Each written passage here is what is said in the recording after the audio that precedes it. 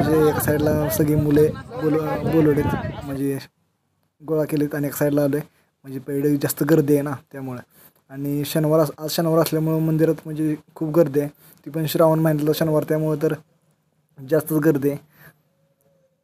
असं भारी फिलिंग येतं एकदम ढगात असल्यागत. खूप मस्त वातावरण झालं आहे. आम्ही मुलं एका साईडला आलो सगळे.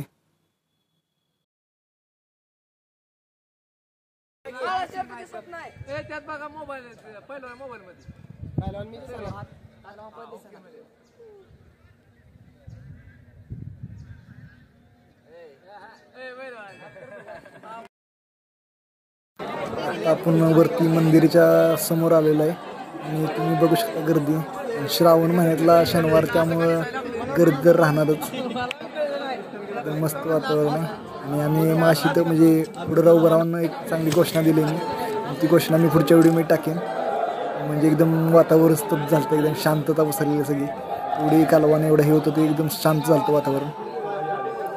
आम्ही असं गोल राऊंड मारतो, फिरतो. नंतर आतमधून नंतर दर्शन घेणार आहे. आता काय त्यावर आम्हाला पुढं पण जायचं आहे त्यामुळं इथं आतमध्ये दर्शन घेऊन चालणार नाही, त्यावर वेळ होईल जास्त. त्यामुळं बाहेरच्या बाहेर दर्शन घेतलं आणि गोल मंदिराला वेढा मारून दुसऱ्या स्पॉटवर जाणार आहे. आम्ही आता चालू आहे बघा, एक पुढे एक रामाचं मंदिर आहे, तिथं गेलो बघा. इथं पण गर्दी आहे, बघू शकता तुम्ही. सातारामधला हो चांगला एकदम भारी स्पॉट आहे, तुम्ही येऊ शकता. इथं एकदम मस्त वाटतं.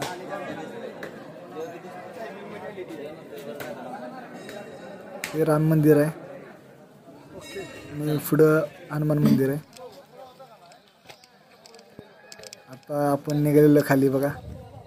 पलीकडे एक साधी वाट आहे आणि ही थोडी रिस्कची वाट आहे, पण ही आम्ही थोडी रिस्क घेऊन नॉर्मल म्हणजे वाटच आहे इकडं पण थोडीशी अशी अडथळ्याची वाट आहे, त्यामुळं चाललो आहे आम्ही. पहिली साईडनं थोडीशी नॉर्मल म्हणजे तिकडे पण तशीच आहे, थोडंसं फिनिक्स खाली बघू शकतो तुम्ही.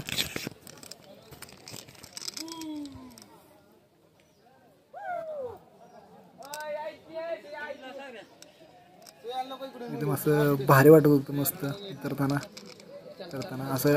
एकदम डोंगरचा खाली पण नाही, असं वरती डोंगर आहे, असं भरपूर उंच आहे.